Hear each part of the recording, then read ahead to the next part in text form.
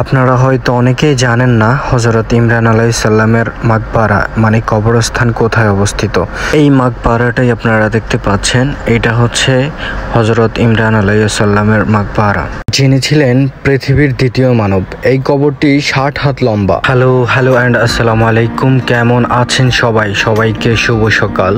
সকাল সকাল বের হয়ে পড়লাম, কারণ আজকে হযরত ইমরান আলাইহিস সালামের মাকবারা মানে কবরস্থান জিয়ারত করব আর আপনাদেরকে দেখানোর চেষ্টা করব হযরত ইমরান আলাইহিস সালামের মাজার কোথায় অবস্থিত। অনেকে হয়তো জানেন না যে ইমরান আলাইহিস সালামের মাজার বা কবর কোথায় অবস্থিত। ওমানের মাস্কেট শহর থেকে 1200 কিলোমিটার দূরের শহর সালালাতে অবস্থিত এই মাজারটি। ছোট একটা গেট দিয়ে ঢুকতেই আমার সামনে যে ঘরটা দেখতে পাচ্ছেন, এটাই হচ্ছে হযরত ইমরান আলাইহিস সালামের মাকবারা।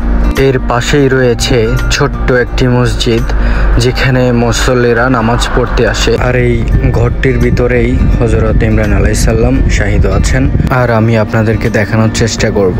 আর এটাই হচ্ছে হযরত ইমরান আলাইহিস সালামের কবর মুবারক। আর এই হযরত ইমরান আলাইহিস সালাম ছিলেন বিবি মারিয়াম আলাইহিস সালামের পিতা। আর এই মারিয়াম আলাইহিস সালাম থেকেই জন্মগ্রহণ করেছেন হযরত ঈসা আলাইহিস সালাম। আর এই হযরত ঈসা আলাইহিস সালামকে আল্লাহ দুনিয়াতে পাঠিয়েছেন, আবার উঠিয়ে নিয়েছেন। তিনি কিয়ামতের পূর্বে আবার দুনিয়াতে আসবেন। আর ইমরান আলাইহিস সালাম ছিলেন ঈসা আলাইহিস সালামের নানা। আর এই নবী ইমরান আলাইহিস সালাম ছিলেন জেরুজালেমের বাইতুল মাকদাস মসজিদের ইমাম।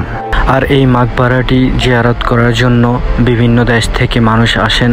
আর কিছুদিন পরে আসলে হয়তো আপনাদেরকে ভিডিও করে দেখাতে পারতাম না, কারণ কিছুদিন পরে শুরু হবে খারিফ।